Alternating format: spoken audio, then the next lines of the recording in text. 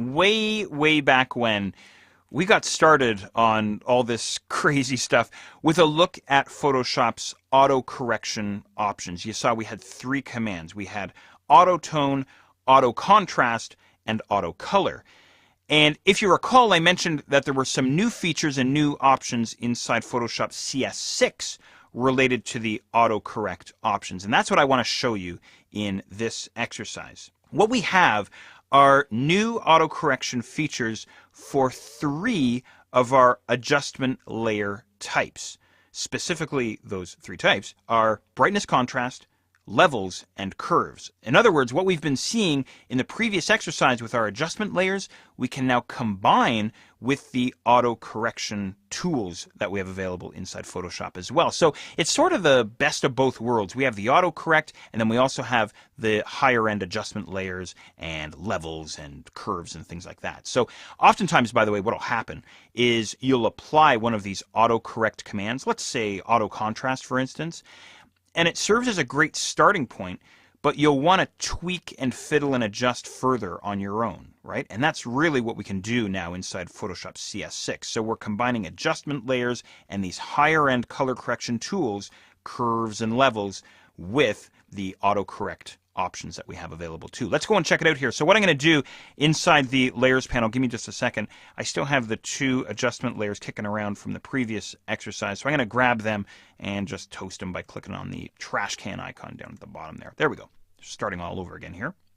What I'm going to do is I'm going to go and create a levels adjustment layer. Okay, so very simple. We've seen this already. Of course, I can come into the properties panel and go nuts here. But rather than me manually adjusting the settings that we see inside the properties panel, instead what I'm going to do is I'm going to click on this new auto button. Go ahead and click on that guy.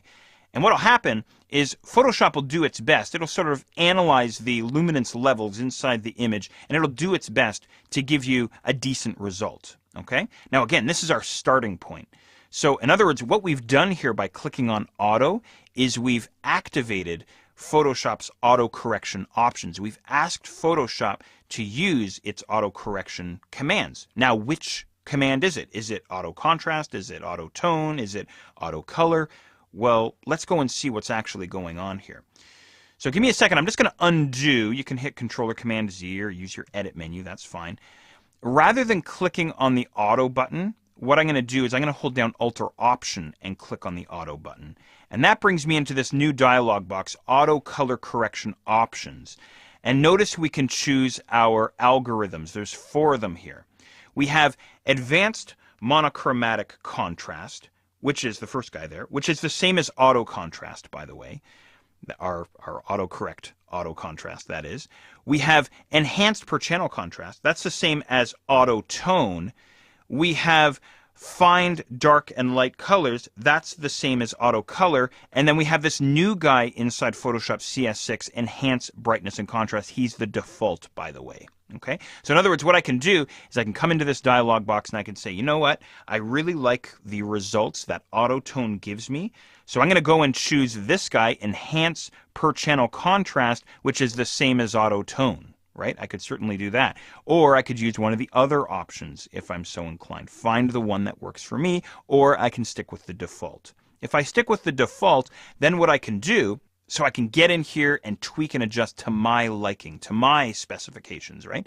And again, the great thing here is because it's all on an adjustment layer, at any point in time, I can either deactivate those auto settings, those auto commands that I've applied here, or I can go back and I can continue adjusting the adjustment layer using the options that we have inside the properties panel.